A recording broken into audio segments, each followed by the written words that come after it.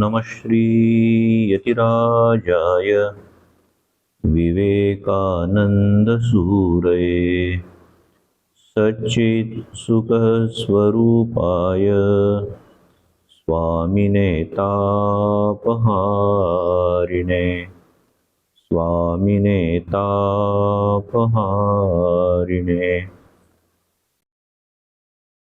तो every month हम लोग अवधूत गुरु के ऊपर हम चर्चा कर रहे हैं।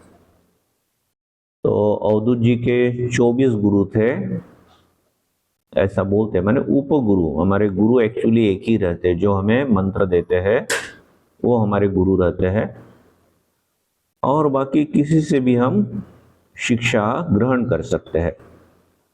तो आज के हम उनके गुरु देखेंगे भ्रमर। मराठी में सब लोगों को ये शब्द मालूम है, भ्रमर, है ना। मराठी में उसको और क्या बोलते हैं? भ्रमर तो भूंगा है, मराठी में उसको हम भूंगा भी बोलते हैं, और इंग्लिश में उसको बम्बल भी बोलते हैं।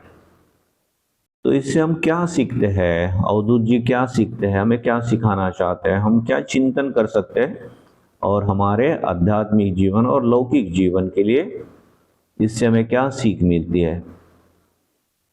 तो ऐसा बोलते हैं कि भ्रमर जब कमल के ऊपर बैठता है तो कमल का रस पीने में इतना मग्न हो जाता है वो, माने पूरा जग वो भूल जाता है कि मैं कहाँ हूं, मेरे घर के कोई लोग है क्या वगैरह, कुछ नहीं, मेरे दोस्त लोग वगैरह कुछ नहीं, पूरा का पूरा भूल जाता है। और इतना कि कमल धीरे धीरे बंद भी हो जाता है, कमल मिट जाता है, जो खिला हुआ कमल मिट जाता है, और अभी तो वो बाहर भी नहीं निकल पाता। और ऐसा कहते हैं कि वहां से दूसरे दिन हाथी वगैरह जब गुजरता है तो उसको उठा के फेंक देता है, उसको रौंद के चला जाता है। तो हमारे जीवन में भी ऐसा ही होता है कि हम विषयों के चिंतन में विषय रस का इतना पान करते हैं, इतना हम कभी कभी मग्न हो जाते हैं, खुद को भुला देते हैं हम, हमारे आसपास हमारी ट्रेडिशंस, हमारा कल्चर, हमारा फैमिली ट्रेडिशंस वगैरह वगैरह, इसमें बहुत कुछ रहता है, कितने सारे शेड्स रहते हैं। हम जब ध्यान भूल जाते हैं, विवेक भूल जाते हैं, पावित्र भूल जाते हैं, और एक काल रूपी हाथी आकर हमें कुचल कर चला जाता है, और तब आदमी को पश्चाताप होता है, लेकिन उस समय नहीं रहता। तो ये दृष्टांत हमें सावध करता है कि हमने सावधान रहना चाहिए। दूसरा, अब कमल का एक दूसरा भी एक पॉजिटिव भी है कि भगवान का रसपान करते समय, तो चाहे वो जप हो, ध्यान हो, भगवान के बारे में सुनना हो, उनका लीला चिंतन हो, उनका कीर्तन हो, भजन हो, सत्संग हो, भगवान के जो भक्त हो उनका सत्संग हो, उनकी कंपनी हो, तो ये करते समय ना आप खुद को भूल जाइए। तो भ्रमर जैसा वो रसपान कर रहा है, तो ये पॉजिटिव उदाहरण है कि आप इतना रसपान कीजिए ना कि पूरे विश्व को आप भूल जाइए। तो अभी हम बोल सकते हैं कि एक निगेटिव एस्पेक्ट है इसका और एक पॉजिटिव एस्पेक्ट है। हम अब बोलेंगे हम कि एक भाई निगेटिव भ्रमर है और एक पॉजिटिव भ्रमर है। फिर भी एक दिन इतना परेशान हो जाते हैं ना घर में, तो स्वामी विवेकानंद तो बने भी नहीं है वो। एक यंग लड़का इतना अस्वस्थ हो जाता है ना कि घर से सीधा भाग निकलता है ठाकुर की तरफ, पैदल पैदल जा रहा है या ट्राम में जा रहा है ऐसा भी नहीं है। और इतना कि चप्पल उनकी कहाँ छूट गई वो उनको भान नहीं है। एक घास का एक बड़ा, ज्याला पण गंजी म्हणतो, वो है, तो वहां से जा रहे तो सब कपड़े को लग गए, उसका उनको कुछ भी भान नहीं है। तो ये पॉजिटिव भ्रमर हम बोल सकते हैं। अभी लेकिन ना एक इसका पहलू और भी है, हम सभी लेक्चर में यही देख रहे हैं कि एक पॉइंट हम ले रहे हैं, है ना, कोई एक गुरु ले रहे हैं और उसके अलग अलग शेड्स देख रहे हैं हम। अभी हम जो भी है, हर एक में, बहुतांश अधिकांश लोगों में योग और भोग दोनों रहते हैं। तो हमें भोग धीरे धीरे कम करने पड़ेंगे और योग के तरफ धीरे धीरे में जाना पड़ेगा। और इसमें सदगुरु हमारी मदद करते हैं। हमारे जो गुरु है वो हमें मदद करते हैं। अल्टीमेट गुरु तो वही सच्चिदानंद भगवान है। कोई उन्हें कृष्ण कहते हैं, कोई राम कहते हैं, कोई राम कृष्ण कहते हैं। तो अल्टीमेट गुरु तो वही है। लेकिन जो भी है, जिनसे हम मंत्र दीक्षा लेते हैं, वो भी अच्छे गुरु से। स्वामी विवेकानंद ने उनके भक्ति योग में गुरु के लक्षण भी बताए हैं। गुरु कैसे होने चाहिए, हमने क्या देखना चाहिए, और शिष्य के भी लक्षण। तो एक उदाहरण हमने पिछली बार देखा था, कुछ लोगों को याद होगा। रामानुजाचार्य अपने भक्तों के साथ एक प्रोसेशन में जा रहे, संकीर्तन करते करते जा रहे, सभी मतवाले होकर नाम गुणगान संकीर्तन करके जा रहे हैं। बिल्कुल पूरी दुनिया भूल चुके हैं लगभग, ऐसा बोलने में हर्ज नहीं है। और ऐसे समय वो बड़ा ही एक अद्भुत दृश्य देखते हैं। एक युवक, अभी जैसे प्रोसेशन ऐसे चल रही है इस बाजू में बराबर, तो एक युवक, एक युवती भी इसी रोड पे चल रही है, इसी डायरेक्शन में, लेकिन एक युवक उसके सर पर छाता धरे हुए है और लेकिन वो उल्टा चल रहा है। माने युवती की तरफ देख देख कर चल रहा है वो, बराबर। भाई पीछे तुम गिर भी सकते हो ना। तो रामानुजाचार्य शौक, अरे इधर सब लोग भगवान का गुणगान करते हुए संकीर्तन कर रहे हैं, और ये लड़का उस लड़की के ऊपर छाता पकड़कर, छाता धरकर चल रहा है, और वो भी उल्टा चल रहा है। उस लड़की की तरफ एक भी, माने एक क्षण भी मैं, मेरी दृष्टि इधर से उधर नहीं हो जाएगी, ऐसा वो दृश्य है। तो कुछ लोग ये जब देखते हैं, तो देखिए हमारा भजनानंद बहुत बार ऐसा ही रहता है। फट से ऐसा कुछ दिख जाता है ना, हम भगवान को भूल जाते हैं और क्रिटिसाइज करना चालू। अरे राम सत्यानाश, अरे क्या, अरे कलयुग है भाई ये। भाई कलयुग क्या है, क्या है, तुमको क्या करना है? तुम तो अपना भगवान का नाम लेके चल रहे थे ना। माने तुमको भी सही सही आनंद नहीं मिल रहा है, और इसलिए तुम विषयानंद खोज रहे हो। अभी दूसरे की हम टीका जब करते हैं तो वो विषयानंद ही तो है ना। भगवान का आनंद छोड़ के बाकी जो भी आनंद है सभी विषयानंद है। किसी की तीव्रता कम है, किसी की ज्यादा है। तो खैर उनमें चर्चा चल रही है, और ऐसे समय बड़ी खमंग चर्चा चलती है ना। हमने भगवान से भी ज्यादा मजा आता है इसमें। और द टाइमिंग तबला ये सब बज रहा है वगैरह, तो तब तक एक इमोशन में बह जाते हैं। लेकिन सचमुच में वो डेप्थ हमें बहुत बार नहीं रहती। खैर सब में है ऐसा नहीं है, और खुद को क्रिटिसाइज भी नहीं करना है। इससे हमने सिर्फ सीखना है। Don't hate yourself, but introspection should be there. तो रामानुजाचार्य उसको पूछते हैं। अब रामानुजाचार्य तो बहुत ग्रेट है, और जो ये लोग जो देख रहे हैं रामानुजाचार्य शायद उसके भी आगे का देख रहे हैं। शायद ही क्यों देख रहे हो। वो सदगुरु है, वो उसके पास जाते हैं। बोले भाई, अरे इतनी अच्छी प्रोसेशन चल रही है, भगवान का नाम ले रहे लोग। तो बोले मुझे तो सुनाई भी नहीं दिया, मैंने तो देखा भी नहीं। हाँ, कैसा देखोगे तुम तो उस लड़की की तरफ ही देख रहे हो, क्या है बोले उसमें। लेकिन लड़का नम्र भी है। बोलते भगवान मैं आपको क्या बताऊं, उसकी जो आंखें है ना, इतनी आंखें, इतनी सुंदर आंखें मैंने कभी नहीं देखी है, और एक क्षण के बिना भी मैं रह नहीं सकता उस आंखों को देखे बिना। तो रामानुजाचार्य बोलते हैं, अच्छा वो लड़की भी देखिए, वो लड़की भी ऐसा नहीं बोलती है। देखिए किसमें क्या क्या छुपा रहेगा ना, हमें मालूम नहीं है। वो लड़की भी ऐसा नहीं बोल रही कि ए उस साधु के साथ क्या बात कर रहे हो, मेरे तरफ देखो। ऐसा नहीं है उस लड़की का भी। बड़ा अद्भुत है, एक तरफ से हमें एकदम कामुक जीव दिख रहे हैं, और दूसरी तरफ देखिए। अब रामानुजाचार्य बोलते हैं, तो बोले अच्छा बात तो सही है कि बड़ी सुंदर आंखें है,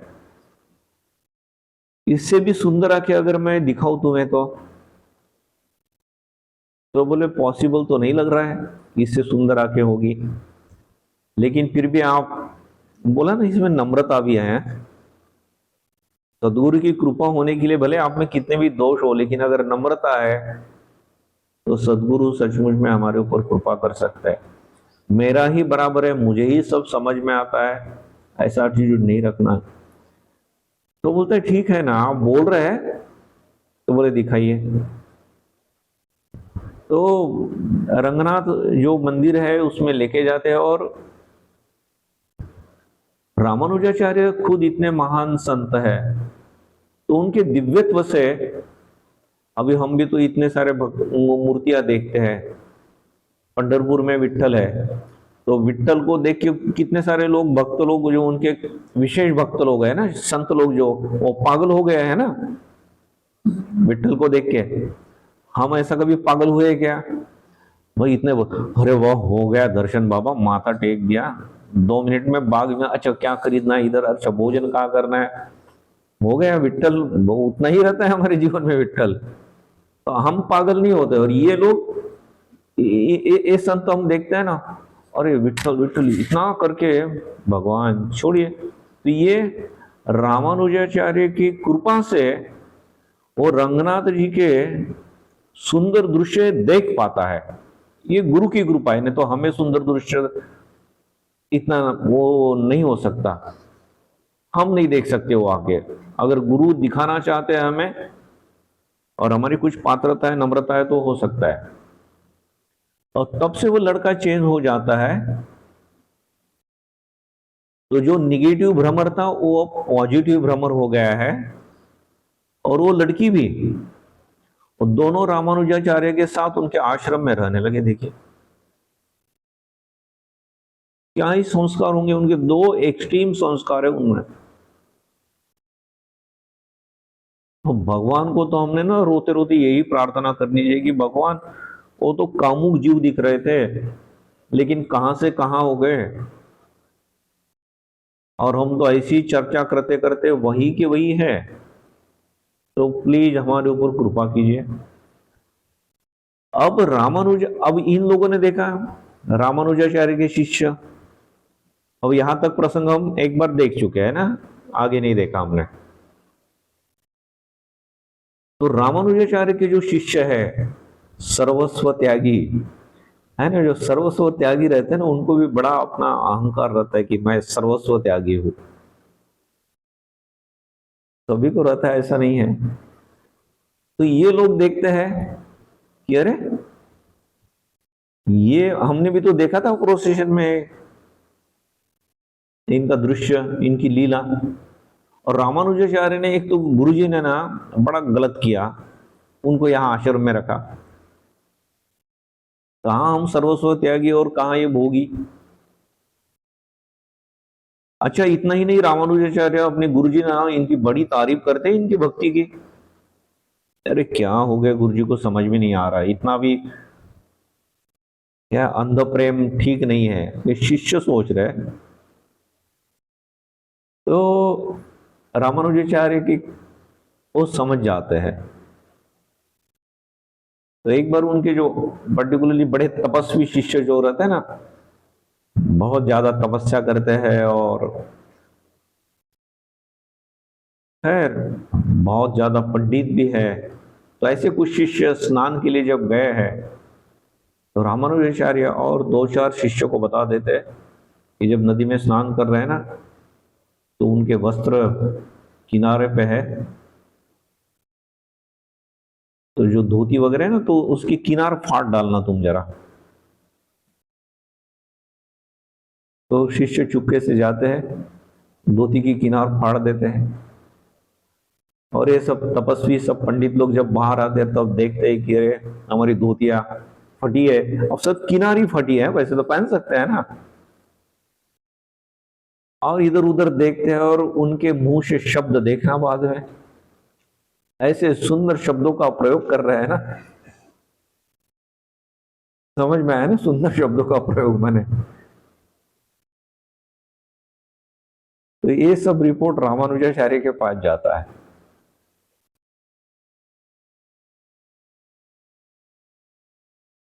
तो और उसी समय ये लोग भी, ये जो पति पत्नी है, वो युवक और वो युवती, तो नदी के एक कोने पे वो भी कुछ पूजा वगैरह कर रहे, तो इन लोगों को लगता है कि यही लोग होंगे, हम लोग इनकी कभी कभी टीका करते हैं तो यही, तो और ज्यादा खराब शब्दों का प्रयोग करते हैं। तो रामानुजाचार्य बोलते हैं, एक बार रात का समय रहता है, मंदिर में कुछ विशेष पूजा वगैरह चल रही है, तो ये जो नया शिष्य है, वो जो युवक है, रामानुजाचार्य को मालूम है अभी ये तो 11 बजे तक मंदिर में रहेगा, और ये जो युवती है वो तो सो रही होगी अभी घर में। तो ये जो स्नान करने वाले शिष्य है उनको बोलते, चुपचाप उस युवती के कमरे में जाना तुम, और देखना बोले हमेशा वो गहने पहने हुए रहती है सोने के, बड़े श्रीमंत थी शायद वो, और बोले इसका सोने का समय भी रहता है, मुझे मालूम है कि ये जल्दी सो जाती है, शायद अर्ली मॉर्निंग उठती होंगी। तो बोले धीरे से उसके गहने निकाल के लाना। तो धीरे से वो लोग जाते हैं, जो गुरु जी ने बोला है, तो गहने निकाल रहे हैं, तो उसको ना वो जग जाती है, और अंधेरे में उसको थोड़ा सा समझ में आ जाता है कि अरे ये तो शिष्य लोग हैं, गुरु जी के शिष्य लोग हैं। तो वो सोचती है कि गुरु जी के शिष्य है तो गुरु जी ने ही बताया होगा, तो गुरु जी को कुछ सोने के गहने का काम होगा, आवश्यकता होगी, और एक करवट पे वो है, तो बोले दूसरी दूसरी करवट पे हो जाती है, सो दैट दूसरे तरफ की भी गहने पूरे वो निकाल सके। तो इन लोगों को लगता है कि ये जग गई है, वो भाग जाते हैं, जितने गहने हाथ में हो उतना। अब थोड़ी देर के बाद उसके पति आते हैं, तो ये बताती है कि अरे ऐसा ऐसा हुआ है, तो बहुत सारे गहने लेके गए वो लोग, और मैंने करवट बदली कि सो दैट वो बाकी के गहने भी ले सके, गुरुजी के काम में आ सके, लेकिन उनको लगा कि मैं जग गई हूं इसलिए वो भाग गए। तो युवक भी बड़ा उदास हो जाता है, पत्नी को थोड़ा डांटता भी है, क्या ना तुम भी, बोले उसको लेके जाने देते, अरे हाँ लेके जाने के लिए तो मैंने करवट बदली ना, मुझे क्या मालूम था, बोले वो डर जाएंगे। बोले देखिए गुरुजी को कुछ तो काम आ रहा था हमारा गहना, हमारे ऊपर कृपा नहीं है गुरुजी की इतनी, देखिए। अब रामानुजाचार्य दूसरे दिन इन सबको बुलाते हैं, या ये लोग जाके शायद रामानुजाचार्य को गहने देते हैं, या कुछ भी नहीं बोलते कि ठीक है गुरुजी जब बोलेंगे तब समथिंग। तब रामानुजाचार्य उन लोगों को बोलते हैं, भैया कल आप लोगों ने गहने, तो आज सवेरे बोले उनके रूम से कुछ आवाज आई है, कुछ कमोशन सुनाई दिया आपको, अरे गहने चोरी हो गए, आप जैसे कल गालियां दे रहे थे कुछ गालियां, और क्या है आप तो तपस्वी लोग हैं, धोती थोड़ी सी फट गई आपकी, तो इतना, और उनके सब गहने आप लेके जा रहे थे, तब भी वो एक शब्द नहीं बोल रहे। समझ में आया? बोले महान कौन है? तो ये सद्गुरु की कृपा से हमारे जीवन में कुछ भी बदलाव आ सकते हैं। अब ऐसा नहीं होगा कि सदगुरु हाथ रख देंगे और हो जाएगा, हम में भी कुछ पात्रता चाहिए और जीत करनी चाहिए। दूसरा एक उदाहरण देखते हैं हम। एक युवक है, वो भी ऐसे अपनी पत्नी में इतना आसक्त है ना वो, लेकिन इन दोनों उदाहरण में एक देखिए, ये लोग तामसिक नहीं थे, राजसिक थे, भले सात्विक नहीं थे, लेकिन तामसिक तो नहीं थे इतना निश्चित।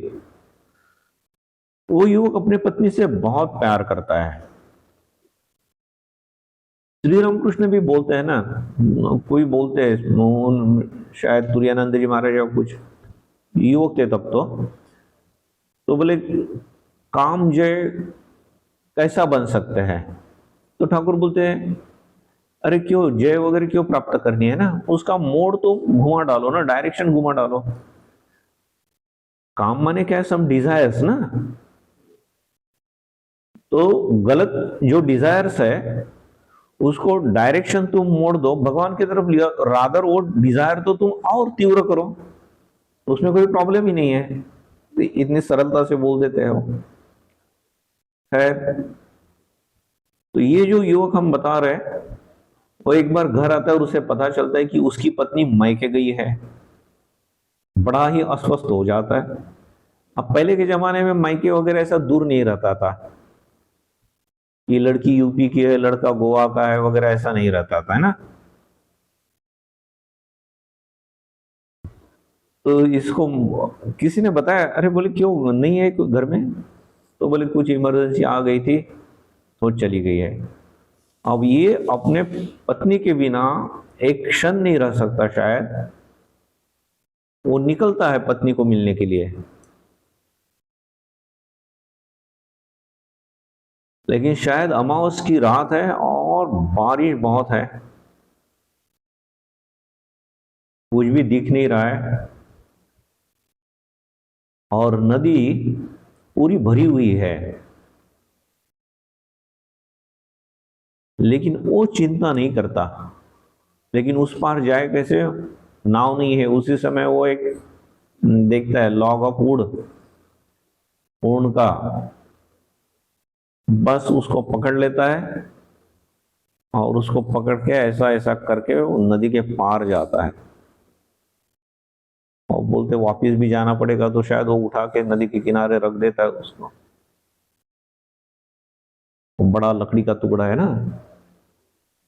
अच्छा, घर जाता है तो उस लड़की का रत्नावली, शायद उसका नाम, तो रत्नावली का घर भी शायद बड़ा है, मेन गेट बंद है, अब रात का सन्नाटा है, और अभी नॉक करेंगे तो क्या बोलेंगे ना, ससुर जी वगैरह क्या बोलेंगे, कुछ तो लज्जा आ रही इसको।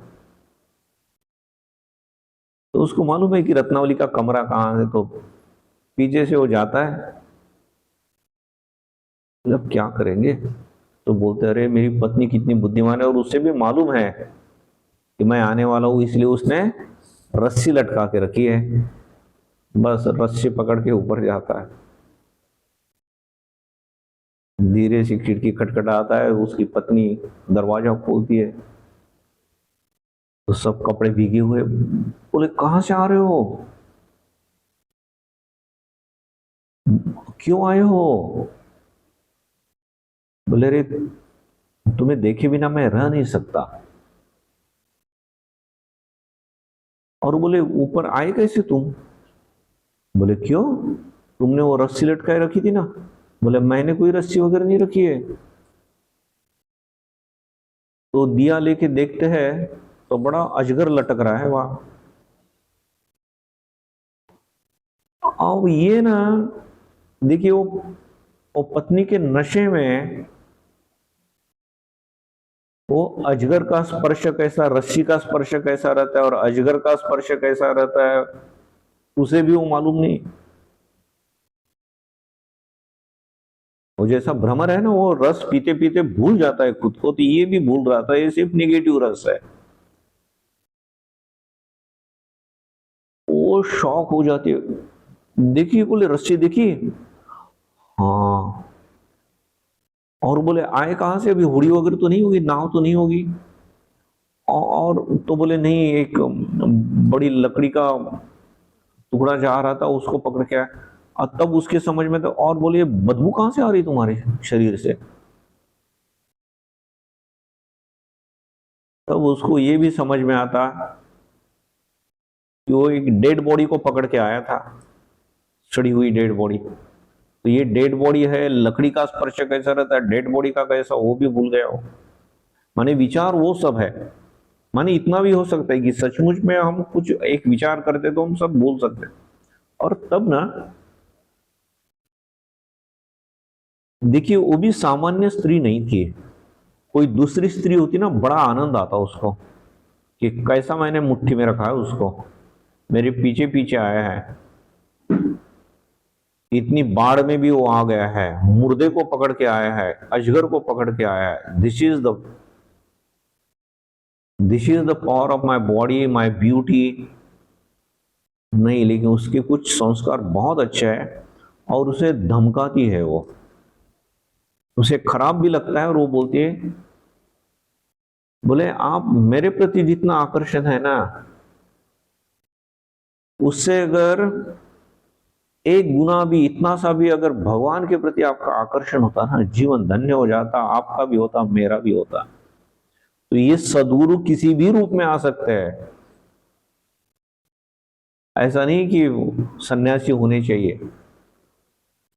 और इस फीलिंग के साथ बोल रही है वो, सचमुच में उसको लग रहा है कि मेरे पति का अच्छा हो, शी लव्स हिम। और सचमुच में जो फिर यहां ठाकुर बोलते हैं ना, विद्या माया अविद्या माया, तो ये रत्नावली विद्या माया है, उसे भगवान का मार्ग दिखे। और तब वो युवक बोलते सही बात है, और फिर भगवान रस चखना उसने शुरू किया। उसका नाम है उस लड़के का तुलसीदास। आज तुलसीदास जी की वजह से हम इतना कुछ। तो खैर, हमने जैसा बोला कि हमें योग और भोग दोनों रहते हैं बहुत बार, तो हमने भोग धीरे धीरे कम करनी चाहिए, योग की तरफ हमने मन लगाना चाहिए। दक्षिणेश्वर में देखिए एक साधु था, माने पॉजिटिव भ्रमर कैसे रहते हैं। दक्षिणेश्वर में एक साधु है, और कुछ लड़के, पागल जैसा है वो साधु, लेकिन पागल नहीं है, वो ब्रह्मज्ञ है, लेकिन लोगों को समझ में नहीं आ रहा, तो बच्चे लोगों से पत्थर मार रहे हैं, एंड ही इज ब्लीडिंग। लेकिन क्या बोल रहा है, हंस रहा है, वाह वाह वाह राम, क्या ही लीला है तुम्हारी, बड़ी मजा आ रही है। दो ही व्यक्ति ऐसा कर सकते हैं, एक पागल कर सकता है, और सचमुच में भगवान में जो पागल हो गया ना, वो कर सकता है। एक दुनियादारी में पागल होता है, दूसरा भगवान में पागल होता है।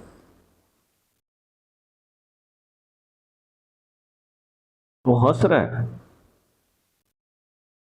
तो ये जो है ना, वो भगवान का मधुरस चख रहा है, ये दूसरे प्रकार का भ्रमर है।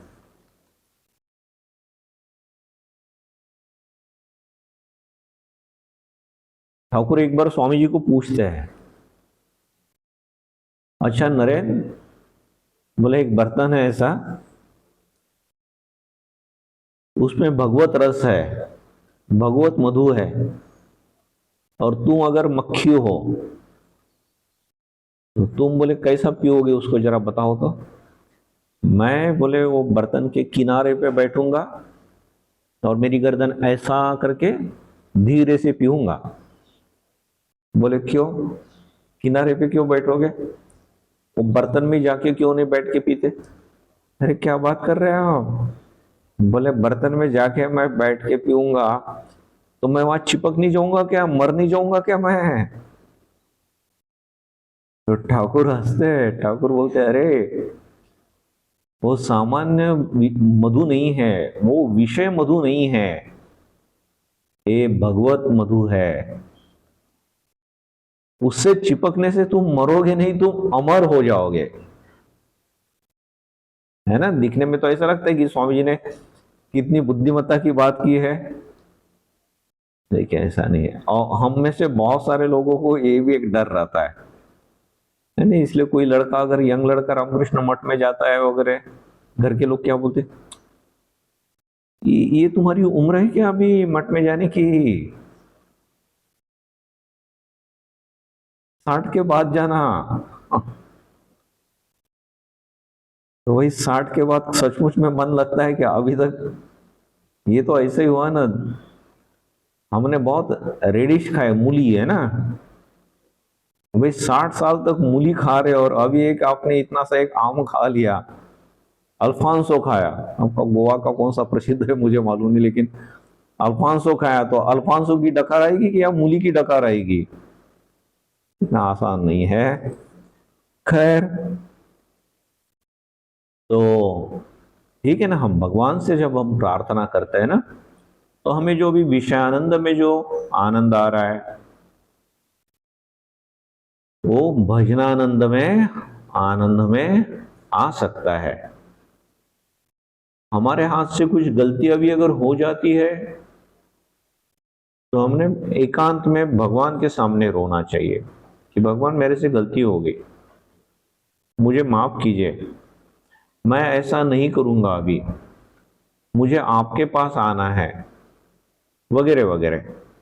तो भगवान बराबर हमारे ऊपर कृपा करते हैं। भगवान कल क्या किया वो भगवान नहीं देखते।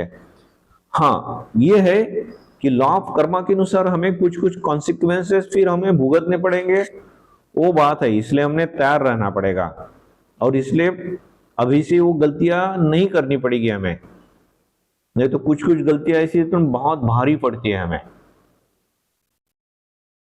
भगवान के पास कोई प्रॉब्लम नहीं है, लेकिन हम सांसारिक जीवन देखते हैं और कर्म हम देखते हैं, तो हमें उसके फल भुगतने पड़ते हैं। दूसरा, इस भ्रमर के बारे में ऐसा बोलते हैं कि भ्रमर धीरे धीरे लकड़ी भी काट सकता है, पूर तोड़ू शकतो, इतनी उसमें शक्ति रहती है, लकड़ी काट सकता है, वो होल कर सकता है लकड़ी में। तो ये इतना, माने एक प्रकार से हम बोलेंगे ना कि उसमें इतनी शक्ति है, उसमें इतनी कठोरता भी है ना, फिर भी कमल पुष्प पर जब वो बैठता है तो बड़ा ही सॉफ्टली बैठता है। उस कमल का जो पुष्प है, कमल पुष्प जो है, उसकी पंखड़ियों को जरा भी डिस्टर्ब नहीं करता हो। बात सही है ना? तो कोई बोलेगा अरे कितना ये कोमल है, तो एक तरफ से वो कोमल भी है और एक तरफ से हम देखा जाए तो वो कठोर भी है। तो हमारे जीवन में भी हमने सीखना चाहिए कि जहां बहुत कोमल होने की बात है, हमने कोमल रहना चाहिए, और जहां बहुत कठोर होने की बात है, वहां कठोर भी हमें बनना आना चाहिए। तो संस्कृत में कौन सा हम बोलते हैं वो श्लोक, वज्रादपि वज्रादपि कठोराणि मृदूनि कुसुमादपि, वज्रादपि कठोराणि, वज्र इंद्र का हथियार है, वो अगर वज्र फेंक के मारेंगे ना इंद्र, तो वो पहाड़ को भी चकनाचूर कर सकते हैं, इतना कठोर उनका वज्र है। तो जरूरत पड़ने पे हमें वैसा भी होना चाहिए। और मृदूनि कुसुमादपि, तो फूल से भी ज्यादा हमने कोमल होना चाहिए। मां शारदा का हम जीवन पढ़ते हैं, सब लोग पढ़िए मां शारदा का जीवन, शारदा देवी, मां शारदा देवी, सब लोग पढ़िए, आलस मत कीजिए। ऐसा बोलते कि माँ का जीवन पढ़ते पढ़ते हम थोड़ा भी इमिटेट करेंगे ना, थोड़ा सा भी अनुसरण करेंगे, उनका अनुकरण करेंगे, थोड़ा भी कॉपी भी करेंगे थोड़ा सा, तो हमारा जीवन बदल जाएगा। माँ के जीवन में देखते हैं आप, पूरा माँ के बारे में बोलती है करुणामयी माता जी। तो इतनी माँ करुणामय है, कितने सारे प्रसंग है माँ के। माने माँ का पूरा जीवन हम देखते हैं करुणा से भरा हुआ। फिर वो अहमद डाकू हो, उसके साथ कैसा व्यवहार हो, वो उद्बोधन में आई पतिता लड़की, उसके बारे में हम देखते हैं कैसा।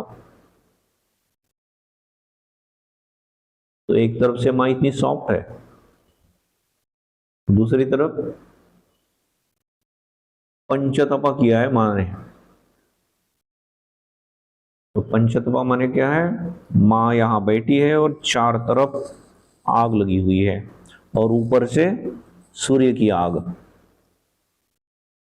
वो पूरा दिन भर तपस्या कर रही है माँ। शरीर पूरा काला काला हो गया माँ का। तो खुद के बारे में कठोर बनिए, दूसरे के साथ व्यवहार करते समय बहुत कोमल रहिए। कभी कभी दूसरे के साथ भी व्यवहार कठोर करना पड़ेगा, वो भी देखना।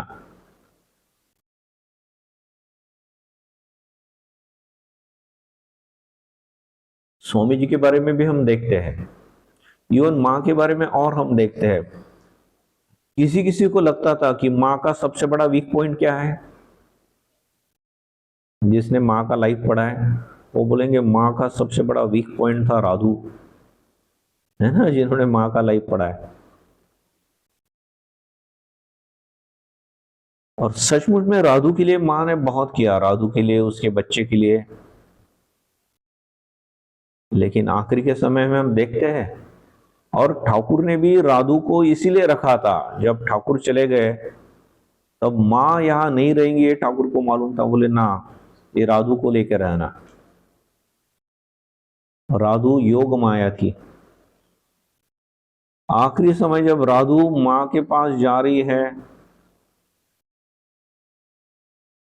शारदानंद जी महाराज को माँ बोल रही है, राधु को बोले गांव भेज दो।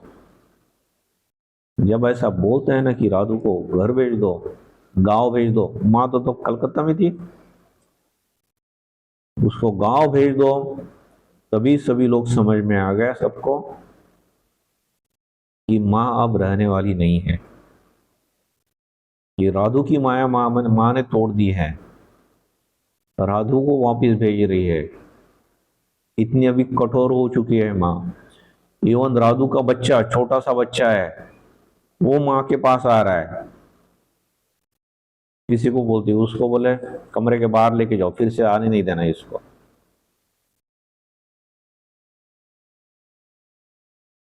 कभी कभी कठोर बनना पड़ता है।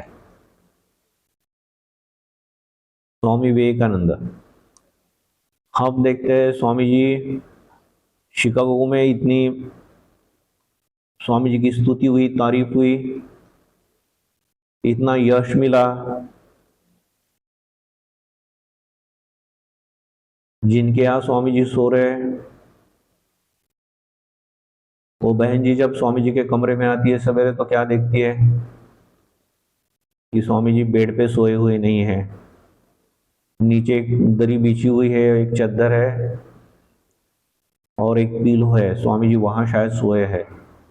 और वो पूछती है कि स्वामी जी हमसे क्या गलती हुई, क्यों आप बेड पे नहीं सोए। क्या बोलते स्वामी जी, देखिए अगले रात में इतनी तालियां बजी है स्वामी जी के लिए, सब बोल रहे कि स्वामी जी जैसा कोई व्याख्या तो नहीं हुआ।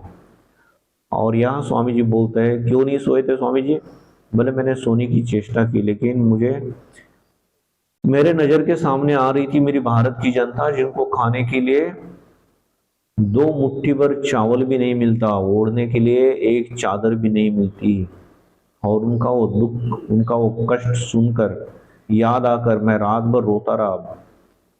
जगत जननी को मैं प्रार्थना करता रहा, माँ मेरे देशवासियों की गरीबी कब खत्म होगी, उन्हें खाने के लिए पर्याप्त कब मिलेगा।